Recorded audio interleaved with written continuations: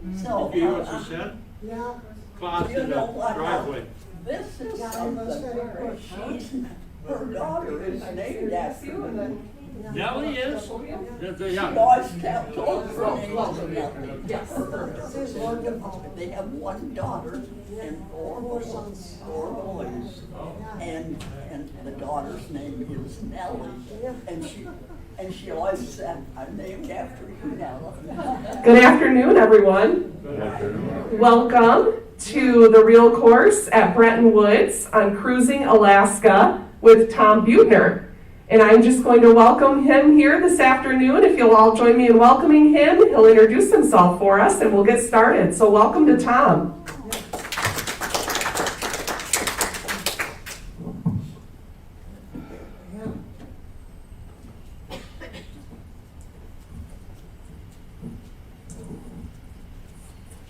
Okay, good afternoon, everybody.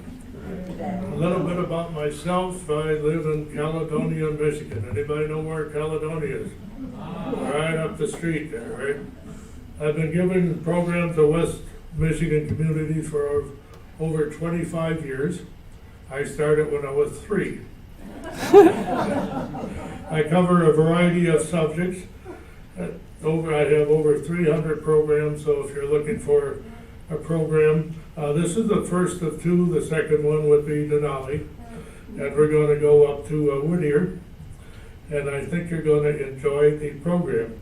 It's one of my favorites. So we'll get started. Next. Okay, there you go. How many went on a cruise to Alaska, by the way? Quite a few. I can get you up here and give me a little talk on it. It is a wonderful cruise, as you found out. What we're going to do, we're going to start in Vancouver, but you can start in Seattle as well. And then we're going right on the inland route up to Whittier, which is right around the center of the map that you see. The first stop we're going to make is at Ketchikan, named after the Ketchikan Creek, which runs through it. Next. Okay, this is Vancouver. How many have been in Vancouver? Another lovely city there.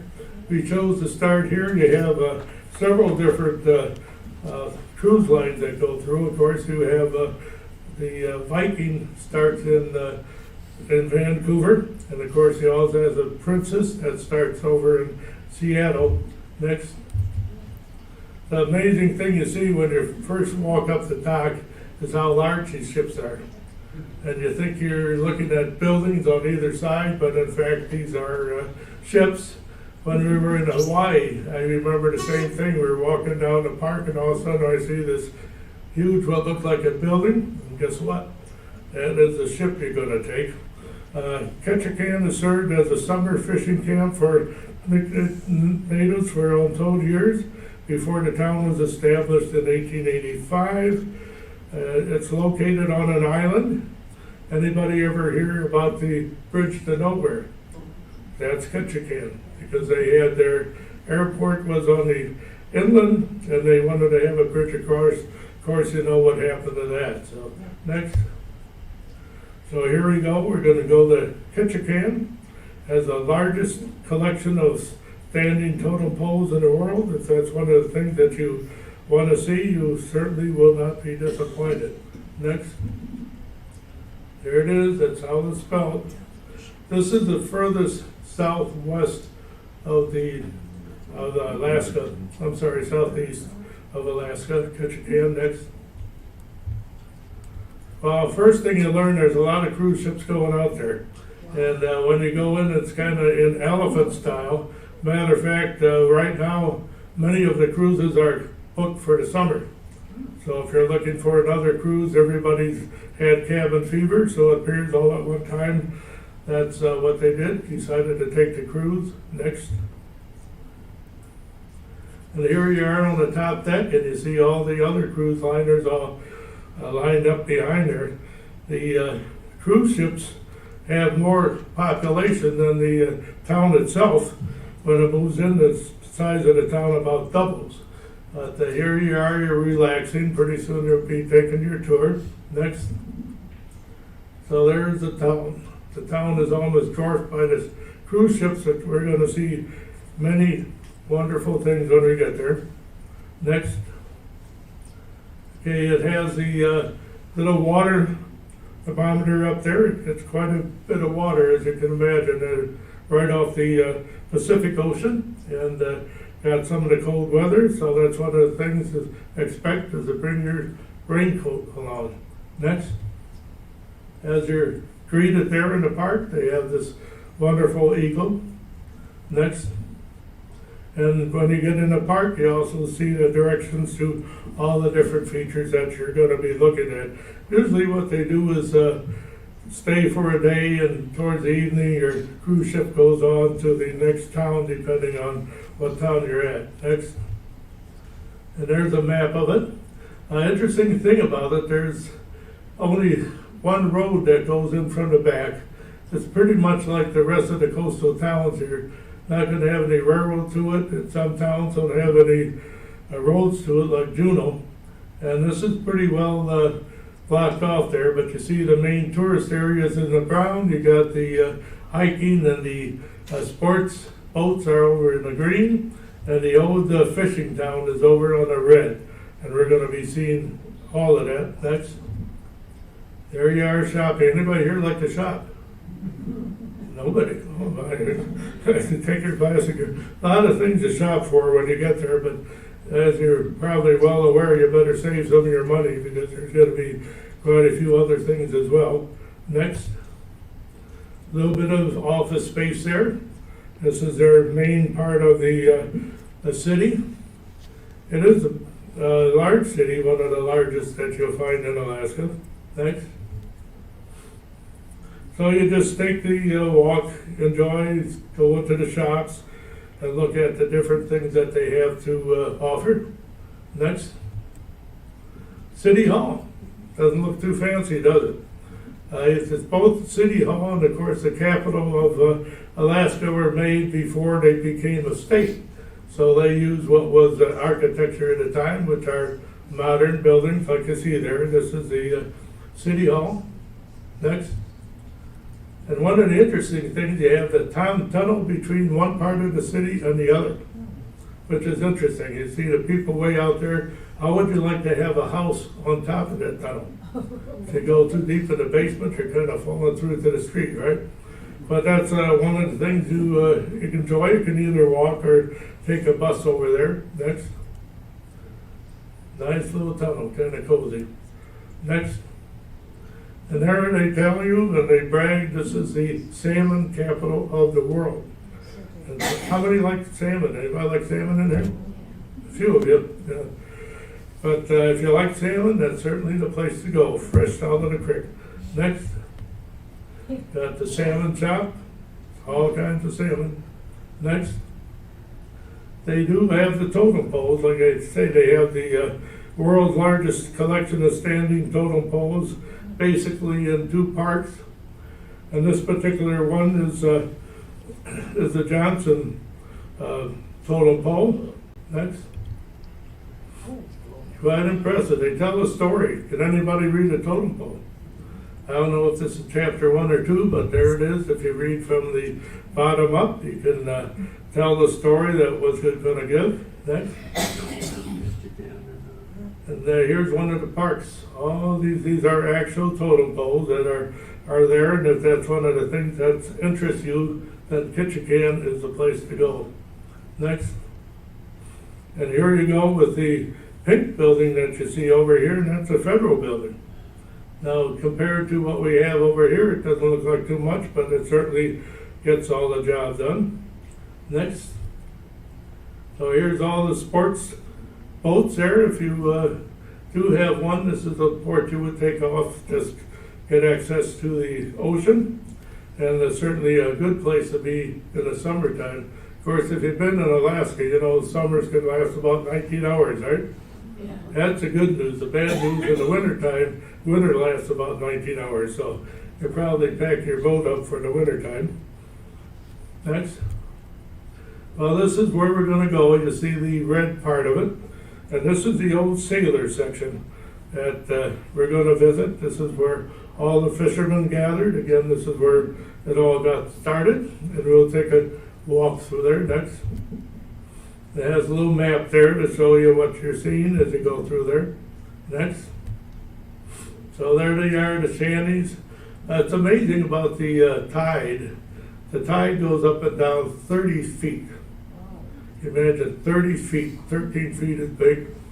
30 is so in some of the areas, so you got to kind of look out for that. And of course, the sailors are used to that. Next. Got a little bridge that goes across there. And this is, of course, when you got 3 cruise ships come in there. This is where a lot of people gather. It's called Creek Street. Next.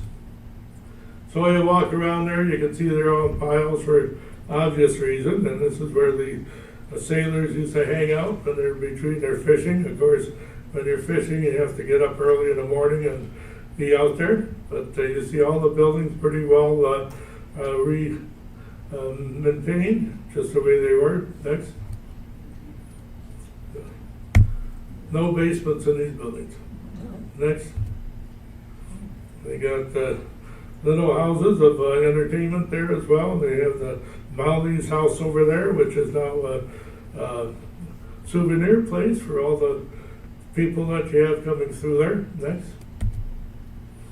There it is. So people enjoy that. Like they said, very nice shops. They do have some small restaurants in there. If that's where you want to spend some of your time, it certainly is a good place. Next. Very enjoyable. It is a very mild weather there, by the way. Some of the warmest you'll find in Alaska. So if you're looking for mild temperatures, you're off of the warmer part of the Pacific Ocean. You're found the right place. Next. What it's called, Creek Street. Next. Next. So it's a very enjoyable afternoon, and going through the tour you just took, you saw a good part of the city. Next. And here's your monument to the salmon. Now, if you're making your living on a salmon, you certainly would make a monument, and you can see the beautiful creek that goes through there that tells you what the beginning industry was over in the area. Next. How many like to go up the stairs? I mean, if you don't like stairs, you're in the wrong city, because the other half on the other side of the tunnel, you have the stairs. You can go up there. Next. Or you can go to a hotel that has this little car going up and down the incline and take you where you want to go. Next. Easier down. Now, some people say it's harder to walk down than walk up, but in this case, I think it's a little bit easier walking down. Next. And then way at the end, what looks like a big building is your cruise ship. That's pretty well ready to take you on to your next destination. Next. There it is, just towering almost above that tower that you see there. Next. There's your cruise ship. Now you better remember what deck you're on and what room you're at, because some of these ships go up to about 4,200 people. Possibly this one over here, and they have up to 11 decks. So you better, usually you can get entrance on the side there and take an elevator up to your room. Next. There you are. Everybody's trying to find the right ship. That's number one. If you're in the wrong ship, they won't find your room, but here they're all lined up, ready to get back. That's the one thing about a cruise here, or Hawaii, or any place. They have a time of day where you will have to report back so that the cruise can continue. Next. There we go. We're going to go to our next destination. Next.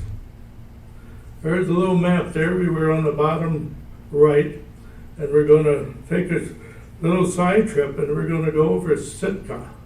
Anybody been in Sitka? That's where the Russians landed. The Russians landed in Sitka. They were the first one in 1799.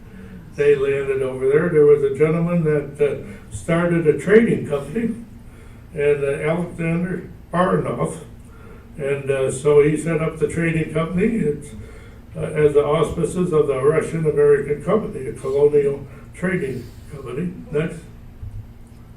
So you take a little ferry, a side trip on a ferry in order to get in the area, Sitka. They're very comfortable, by the way. Next. And you have that little inlet that takes you over to the island, knowing that you're going to what was once Russian territory. Next. There it is. Welcome to Sitka.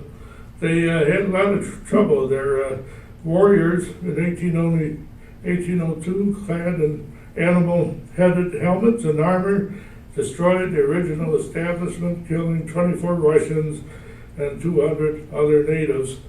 So it was pretty rough getting started, but finally the trader got in there and was levied 10,000 rubles to settle down, but he did get a successful business. Next. So this is what it looks like when you're in Sitka. The new Russian palisade atop Castle Hill that surrounded the governor's residence had 3 watchtowers armed with 32 cannons. Now you're not going to play around with Russia if they had 32 cannons up there. And they also had 3 blockhouses. Next. So this is getting into the harbor. Next. Next. And these are one of the 3 Russian blockhouses that they had. So the trader returned to Sitka in 1804 with 150 Russians and 700 Aleuts natives with their Russian warship Neva. The ship bombarded the Centennial fort, but was not able to cause significant damage. So it was a complete back and forth. As a matter of fact, the natives took over the towers that you see there for a while. But finally they hit a truce, and it was settled down in about 1808 when trader Mr. Baranoff was the governor. Sitka was designated the capital of Russian America. Wow, that's something. Next. So those are pretty sturdy blockhouses that they had there. Next. Now you're not going to cut yourself through that, but it did trade hands several times. Next. And there he is. That's the Russian trader, Mr. Baranoff. He was successful for quite a while, but wasn't productive after a while, so eventually the Russians moved on. Next. Now here's where he's buried. Not the fanciest. It's not a Lincoln Memorial or anything, but this is where he was buried when he died there. Next. Next. So it's a very historic city and island to be at for sure. Next. And one of the outstanding parts of the Cathedral of St. Michael. It was the seat of the bishop of the area, and Alaska was built in Sitka in 1848. So the sad part of it, about 15, 20 years ago, it burned down, but what you see is the reconstructed church. The bishop of the Russian Orthodox Church lived in Sitka after 1840. He was known for his interest in education, and his house, parts of which served as a schoolhouse, and the Russian bishop's house has since been restored by the Park Service. Next. So that was the church, the Russian Orthodox. Next. So luckily they reconstructed it pretty much the way it was. Next. So what they did save, as I said, was the bishop's house, and was quite interesting. Next.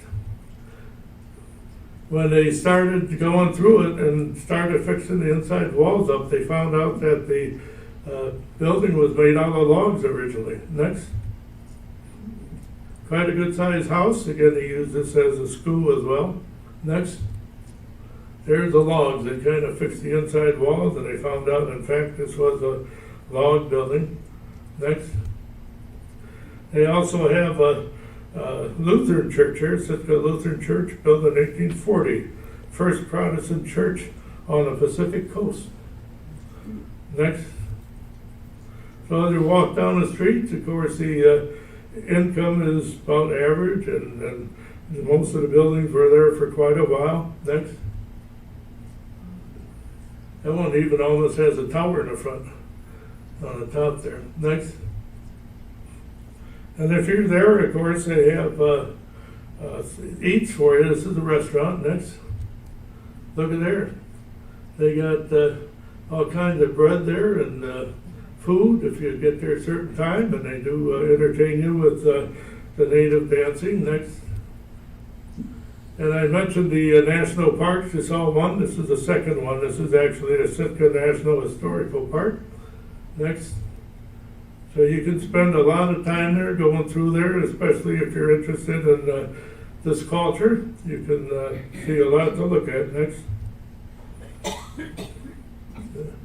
Just imagine trying to carve that and put it up straight. They must have had an engineer in a group, but they did it. Next. And this is the color pattern that's in their culture. This one is part of their sleds that they use in the wintertime, but it shows the red, black, and white designs that they use on their boats and so forth. Next. Okay, so we're about a third of the way up on the right-hand side there. And we're going to make a next trip over to Juneau. How many been in Juneau? A few of you. Okay. As you go up there, next, we're going to pass the Tracy Arm Fjord, named after Secretary of the Navy Benjamin Franklin Tracy, located about 45 miles south of Juneau. Next. It's a big one. They are melting. Whatever your thoughts are about global warming, glaciers are disappearing up there, and the permafrost is as well. And this is what they call the Tracy Arm Fjord. The wilderness contains about 653,000 acres and 2 deep and narrow fords around the way. Next. Here's Juneau. How many would like to live in Juneau? There's no train there. There's no road there. The only way to get there is by boat. There's no airport either. So, and this is where they made the capital of Alaska. Governor Sarah Palin, if you remember her, she was there for quite a while. And in back of you, you have about that big mountain that keeps you from going any place. Capital of Alaska, located in the channel. It has been the capital of Alaska since 1906, when the government of the then District of Alaska was moved from Sitka, as indicated by the Congress in 1900. The area of Juneau is almost larger than Rhode Island and Delaware put together. So, downtown Juneau is nestled at the base of Mount Juneau and across the channel from Douglas Island. Population is 31,000 people. So, you have to love your neighbor there, right? Next. So like I say, they have great tides up there, but they kind of adapted to that. They have the landings a little bit out. Next. That's it. And a lot of people love it. Juneau is named after gold prospector Joe Juneau. Next. There it is. I guess Governor's Mansion is in there, and all the downtown district and so forth. The Alaskan state capital is downtown Juneau, was originally built as the federal and territorial building in 1931. Prior to statehood, it housed federal government offices, the federal courthouse, and post office. Recent discussion has been with relocating the seat of the state outside of Juneau and building a new capital. Well, you can see why, right? You can't get to it other than if you take a boat or something. Next. There it is. That's the Capitol building. Again, you wonder why it doesn't look like Washington, D.C. That's because it wasn't a state at the time it was built, and this was the architecture that they had. Next. Capital of Alaska. Next. Got the bear, you had a lot of grizzly bears around there. Next. And this is a seal. If any of you watched Jeopardy a couple of weeks ago, the question was, what was the emblem on the seal of Alaska? And everybody thought it was a deer. And of course it wasn't. There it is right there. Next. Governor's house. Look at there. It's pretty fancy. But she didn't like it that much. She went over to Washington, D.C. Next. You want to take a walk, which is really nice. This was kind of a rainy day, but you can go downtown area and enjoy all the things that they have to show and sell. Next. There it is. A lot of people, but they're a lot of fun to be with. Next. Well, there's a favorite place that everybody kind of hangs out with. Next. This is a Red Dog Saloon. I won't ask anybody who's been in a saloon, but it is a place of antiquity. And next, you see the mountain sheep up there and goats and all the snowshoes and everything else. So if you didn't have a feeling of Alaska before, you certainly get it there. Next.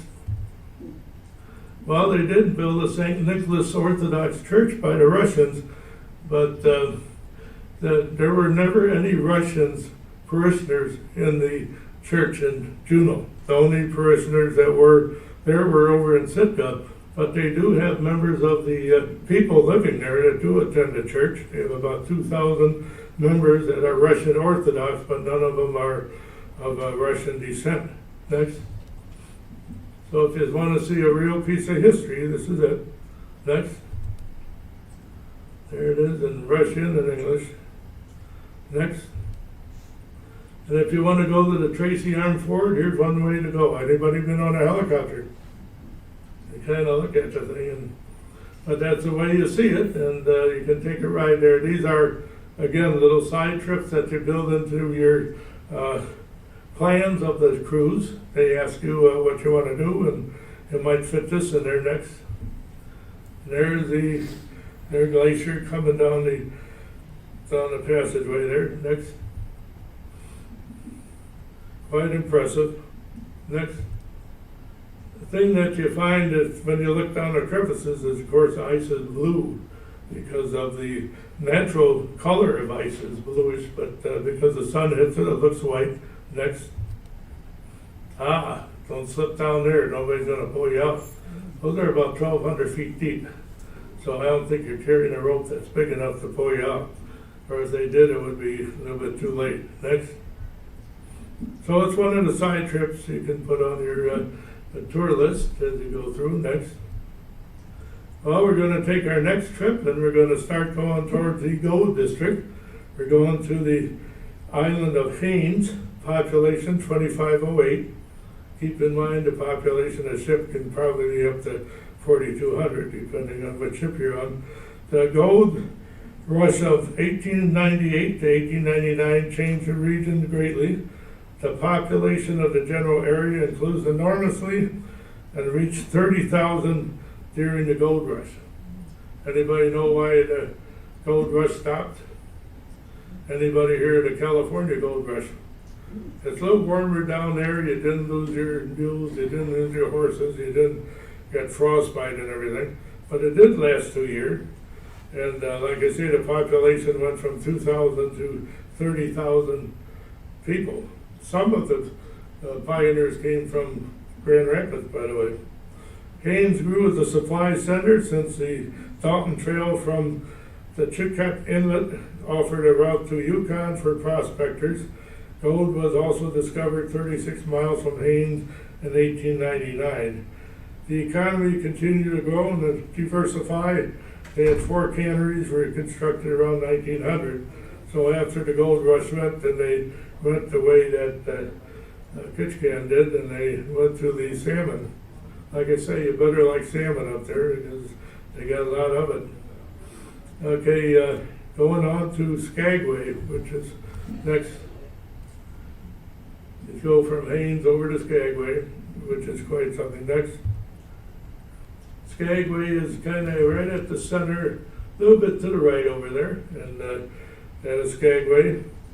Population was 920, but with the visitors every year, 900,000 people come to a town of 920 people. So just clear the way, get there early or whatever. The White Pass and Yukon Route narrow gauge railroad, part of the mining pass, is now in operation during summer's work. And Skagway is derived, the name is from strong north winds, which would imagine be appropriate. Next. Okay, there we are in Skagway. They got a beautiful deep water harbor. Next. So our ship comes in there. Next. There's the town. This is where you want to go. This is what most people put on top of their tour list is going to Skagway, and we'll see why. Next. Okay, this is Haines, a little bit of Haines yet before we continue on. Next. Still people there. Again, they do have the salmon canning. Next. Next. Here's somebody making a totem pole. Now that's a little bit shorter than the ones we've seen in the national parks, but again, it has a story to tell, and there's very few people that can do that today. Next. And if you like a little bit of entertainment, they also have some dancing. They have it posted in the town there in Haines. And next. There they are. Their strong colors are the black, red, and white, kind of rectangular in shape. And here they're showing they've been there for over 2,000-3,000 years. Next. There you go. I don't know if that would make the Golden Globe or not, but next. They enjoy what they're doing, and if you watch them, you certainly learn a lot about the people. Next. Next. So as they get over to Haines, you do have to take the ferry boat, but we'll take that back to Skagway and see where all the miners went. Next. Like I say, Skagway is right around the center. Next.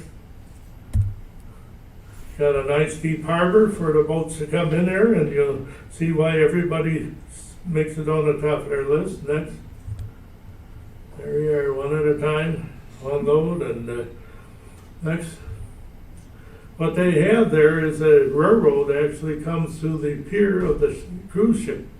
So if you get off the ship, and if you made advance reservations for the railroad trip, you get off the cruise ship and get on a train. I had a friend several years ago, he wanted to take the whole cruise for the train ride. He loved trains, and he hardly got any pictures because there are so many people pushing and shoving and getting on a train and everything. He was very disappointed. So you have to make your reservations in advance. And but if you don't, and you just want to see the city, this is Skagway. Next. This is the famous Gold Dome Hotel that they have there. Next. So considering there's only about 320 people in the wintertime, next, they have to be ready when the tourists come. Next. During the gold mining time, the population did reach about 30,000. And this is these statues that you meet in the front of there that kind of tell you about the settlers that moved in there. These Skagway Centennial statue is what it's called. Next. Look at that fine building. Made out of wood front. There's a little young lady kind of dangling her foot out the front there, but that's some of the things that went on when you got 90,000 miners around her. Next. Next. So they did have little shops around there, and imagine when you're overwhelmed, each ship would bring about 1,000 miners in the town, and how you would handle it would be crazy. Next. One person that lived there said you can imagine what Hades looked like when you went down in town during the mining days. It just was no law and order around there. You just kind of picked your own. Next. But they did bring it. This is now in the national landmark. Next. Some of them have to be fixed up yet. I guess he ran out of money. Next. And this is what you call the station wagon, the wagon that went to a station. But in this particular case, next, you got rhubarb. Anybody here like rhubarb? Yep, that's rhubarb. Keep in mind you got 19-hour summertime there, so grow a lot of rhubarb. You just have to keep the mises up. A lot of moose in areas, and they like rhubarb, so you have to kind of protect against it. Next. And they did have a girls' school with all the population around there. This is one that they They built there for that purpose. Next. And then, of course, everybody has to have their equivalent of Capone. In this case, it's Jefferson Randolph Soapy Smith. And he was the good guy, bad guy. He's the one that robbed the rich and gave to the poor, supposedly. But it turned out that wasn't really the case. And when they found out about it, of course, he was shot in the back, and poor Soapy Smith, they had to put him away. But that's still the big legend. Like Capone slept here, whatever, you got Soapy. Next. Not too fancy a grave. Just a little one with sticks around it. Next. That's for its final resting place. Jefferson Randolph Soapy Smith. Next. Some other graves there as well. Next. Here we go. If you're a miner, imagine if you came from Grand Rapids and you're going to make your kill in the gold fields. This is where you would start. And this is now National Park, Chilkoot Trail National Park. Located right at the edge of town. Next. There it is. You better have, other than gym shoes on or anything, you got a big hike to go. Next. Well, with the Canadian, they got smart right away that you have to bring 1 ton of supplies with you in order to enter Canada. For obvious reasons, they'll be up there, they don't have food or anything, and of course, most of them lost their mules or horses on the trail up there. So, next. So finally in 1898, when everything was actually dying down, a 14-mile steam-operated serial tramway was built to help the miners. Next. And so where we are is in the center. We're going to go up to the upper right, and you got a good ways to go before you ever get to the gold mines. We'll go into that in a minute. So in 1898, they started laying the narrow gauge railroad tracks to Skagway. By 1899, the stream of gold seekers had diminished, and Skagway's economy began to collapse because they were all going to the south. So when the railroad was completed, didn't really need it that much anymore. So later on, the 1900s, Skagway incorporated the first city in Alaska Territory. Then the White Pass and Yukon route made you up to Whitehorse at the time. Construction started in 1898. And keep in mind, when you get off the railroad, you're only partway there. You've got a long way to go by boat to get over to the Yukon Territory. So next. Okay, that's a little line going from Skagway going into Canada. So that the train only led part way up there, and then you had to take the boat. And then the rest of the way you had to get in the water and kind of boat yourself. So it's a long ways to go. Next. So there's the boat you would get. When you got up to Whitehorse, that would take you up the Yukon another 300-400 miles. So you had quite a ways to go. And it didn't hold too many people. So you had some people tried to make their own boats, and somebody said it was a disaster because they had people drowning out there trying to build boats, getting in each other way. Next. So there's the boat. If you were lucky enough to be the first one there, you got on a Yukon boat and went up several hundred miles until you got over to the gold area. Next. Here it is, Whitehorse. Whitehorse is no road from Skagway to Whitehorse until 1978. So on to that time, you had to fly into Whitehorse. Even after the road was built, the White Pass still survived on the ore traffic from the mines. It's the capital and only city of Yukon and the largest city in northern Canada, incorporated in 1950. And it's located on Alaskan Highway, which I'm sure you're all familiar with. In 1 year, they made the Yukon Highway, which is quite amazing. And they almost lost all the people from mosquitoes. Anybody witness the mosquitoes in Alaska? Size of hummingbirds. So when they were building that was not a very, very pleasant thing. But it did tie everything together. Again, it was built because of the military wanted a way to get over to the other part of the island because the Japanese were already starting to attack. Next. There it is, downtown Whitehorse. Got nice wide streets. Not too much going on, but it is the northernmost city. Next. Next. They do want to continue the railroad. After the war, they cut the railroad down to Carcross, and they do want to build the railroad back up to Whitehorse so you can take it. But right now, if you want to take the railroad going back down, you have to get on a bus, and that takes you down to the end of the railroad. Next. Look at these beautiful murals they painted on the buildings. This is one of the things that really bring people up to Carcross, or to the area of Whitehorse. Next. That's beautiful. Somebody came across it, they were artistic, and they said, well, we're not making much money anyplace else. They have a few copper mines around there, so they decided to do that. Next. Beautiful, the figures of the Native Indians up there. Next. Even in the parking lots, they had this beautiful thing. So that actually helped getting the population right now, 25,000. 70% of the entire population of the Yukon Territory lives in Whitehorse. Next. There's the river. Half of the Whitehorse is on one side and half is on the other. It got its name Whitehorse because the falls nearby look like the tail of a white horse. So that's how it got its name, kind of stretching it, but it worked. Next. This used to be the railroad station. Next. So they do have a ticket office. Again, right now you have to take a bus back down to Carcross where you get back on the train. Next.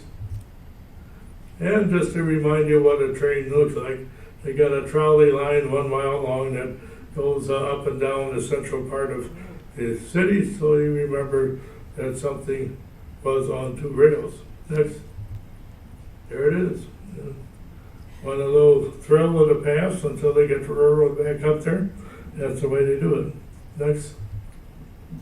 This is a whole map that kind of shows where the railroad only goes the part way up, and then you have to take a bus. You got a Carcross is the city that you get back on the railroad. That's on the Canadian side, and then you take it back down to Skagway again. Next. Here's the end of the line for the railroad for now, but if they get more money together, with all the cruisers coming in, all the tourists, they should surely get enough money to build it up there again. Next. So this is Carcross. You might wonder where Carcross got its name, or maybe you don't, but the reason is this is where the herds of caribou used to run through the territory, and the Indians lived there about a couple thousand years, and they confused the name caribou crossing with the simpler spelling of it, so eventually it got to be Carcross.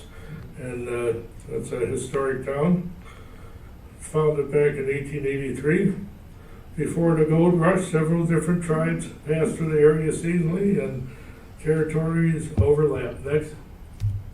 There we go. Get back to the railroad in case you forgot what the steam engine looks like. That was the first one that was used. Next.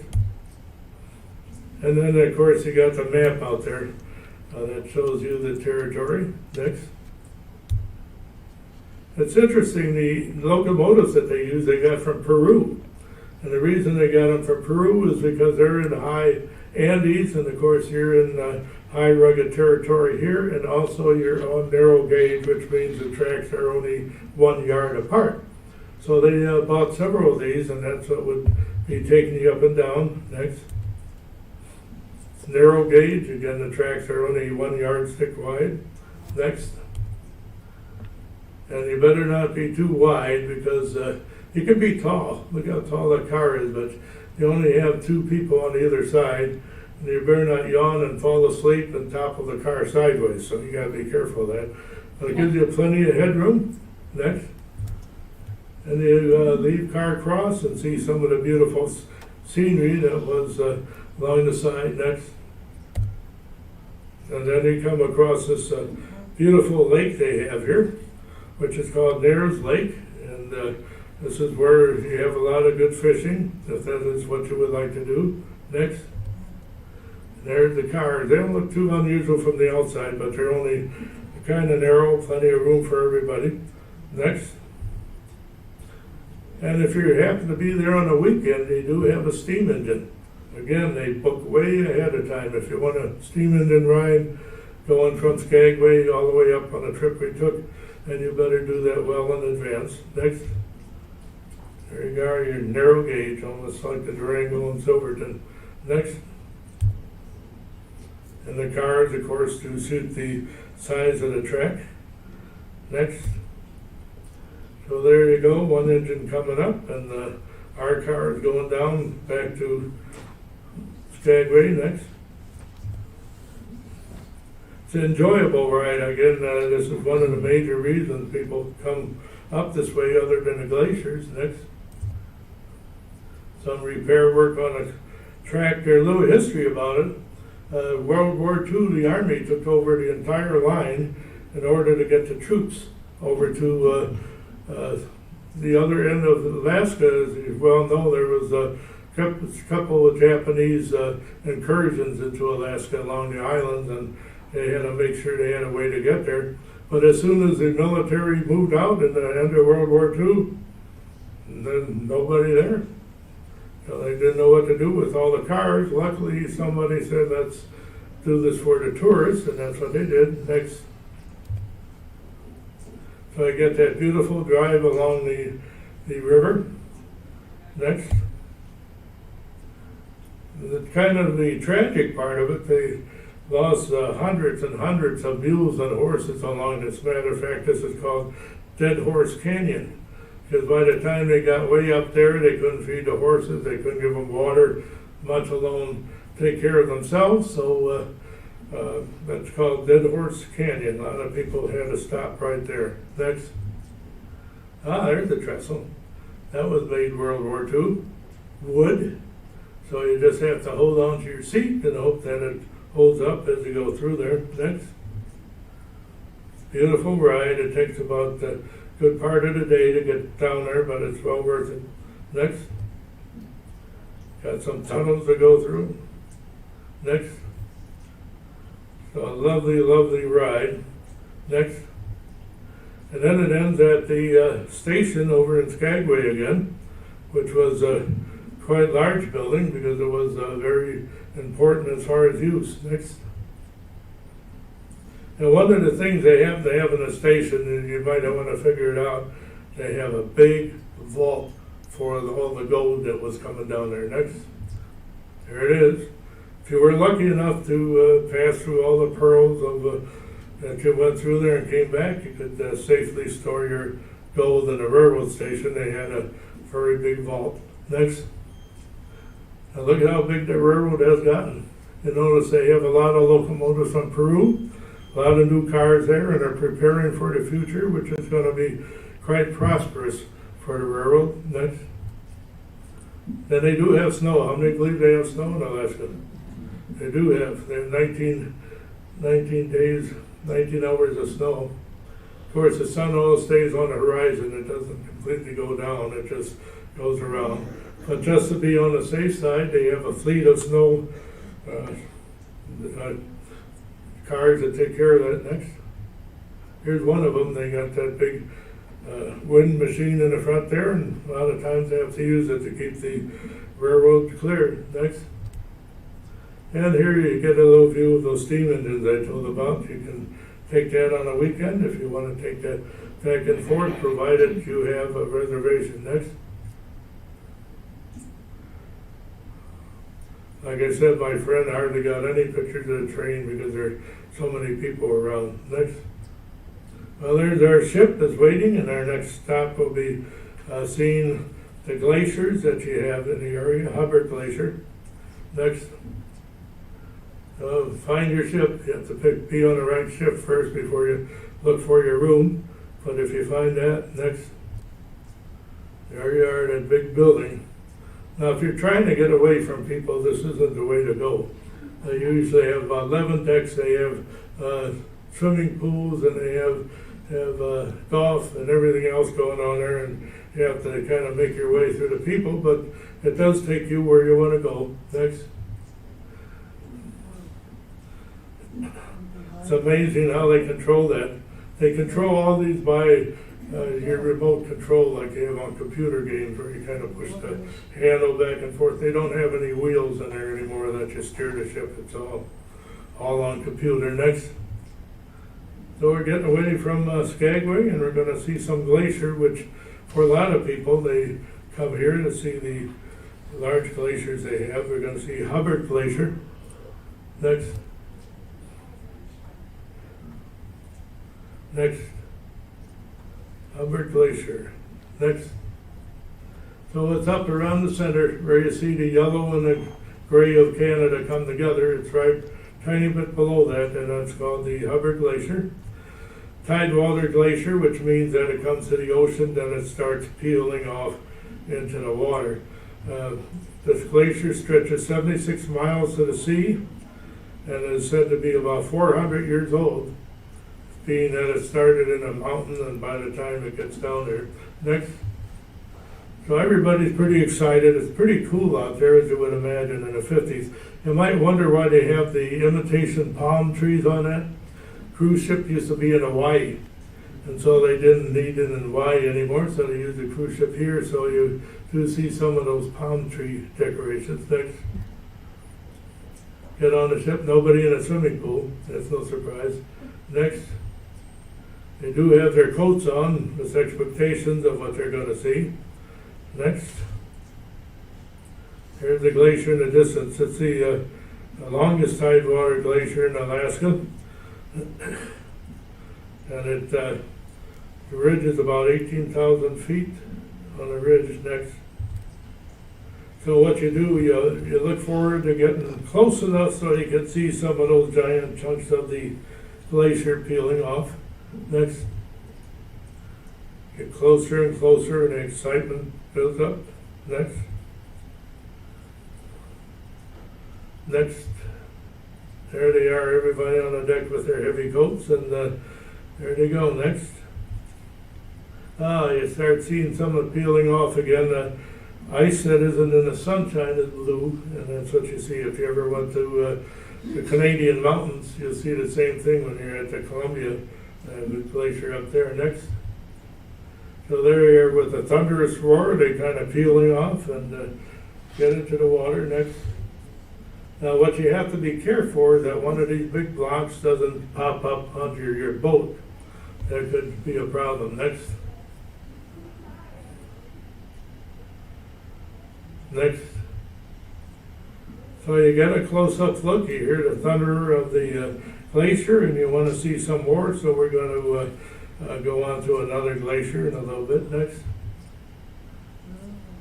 But the water is calm generally. Next. Headed north, and we're going to go up to Prince William Sound. Next. Again, loud anticipation. Next. There you got if you want to pace the deck, it gives you an opportunity to do that. Prince William Sound, you probably heard of it, one of the largest ports is Valdez, and we all know what happened at Valdez, right? But next, this is where the pipeline meets the area. Nobody's sunning themselves, the sun isn't quite that much yet. Next. Prince William Sound, located on the east side of the peninsula. Next. So it's basically the same place where the yellow and the gray of Canada come together. That whole waterway in the center is called Prince William Sound. Next. There it is. It has deep water. That's why a lot of your oil ships and cruise ships go up that way. And it's just kind of enjoyable to go up and down the sound there and see all the different glaciers. Next. What's unusual, there's actually two glaciers. You can see the black of the gravel in the center, One is coming down from the right, and one's coming down from the right, and it ends up with that kind of black ribbon in between. Next. So it's unusual. It gives you a chance to get a look close up. Next. You can see how high that is. Again, you don't want to get sliding into the glacier there. Next. And that's what you call the ocean glacier. That's where it's headed for. Next. Now look at that little boat. Just think if one of those things calved off and popped up under the boat. That wasn't our boat, so you didn't have to worry about that. Next. Next.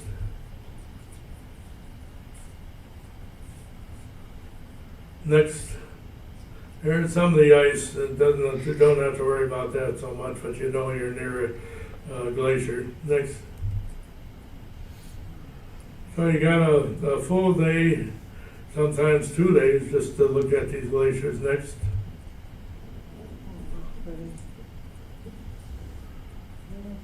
Next.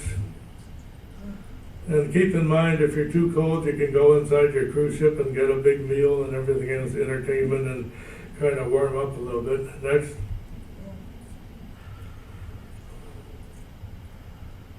Next. So we're going down, we're to the far right, and we're going to go down to our last stop, which is in Whitaker. Next. This is Whitaker. The story behind that, there was no road or railroad that was going inland, and this was World War II. So the military built that huge concrete installation that you see back there, and that's where where the soldiers were. They had bowling alleys and everything else, but keep in mind that the Japanese were just a little bit to the west there, so they needed that. And then in addition to it, they had to have a railroad that goes from there towards Anchorage. So that's what they built, a railroad and so forth. And after the war, of course, they didn't know what to do with it, so they are now some deluxe condominiums. So if you want to have a condominium in Whitaker, where a lot of the cruise ships come in, that's kind of interesting. There are 205 people out of the population live in the condominiums. Basically, that's a population of Whitaker right there. But from there, you can catch your train, and they'll take you all the way up to Anchorage, Fairbanks, and all points up north. Next. There, the train would be waiting for you. And provided you're getting a one-way trip and you have your reservations on the train, that will take you up to, again, Anchorage and Fairbanks and all points to the north, which is a separate program on there. So next, with that, I thank you for taking the time to share this with me. It was certainly exciting for us, and I hope we pass that on to you. Thank you. You never got to North Pole, Alaska. What's that? You never got up to North Pole, Alaska, did you? Oh, no, that's the other program. We'll add North Pole to the next one there. That's a good question. Any other questions? Yes? What happens if you miss your connection? That's a good question. That's a good question. You have to see the clerk that's out there, and they have to make arrangements. Sometimes you have to fly up. But it is a serious problem, especially with the ships at 4,200, and they all come on with their pass, and you got 2 or 3 missing. Then you got a problem. Not only do you have to rearrange your transportation, you have to probably miss a lot of things that the ship is already doing. I always ask myself there, especially if they're isolated on a Pacific island, what do? They won't send a helicopter after you, that's for sure. I'll be on the side if any of you have any more questions. I'd be more than happy to answer them. Thank you. Thank you.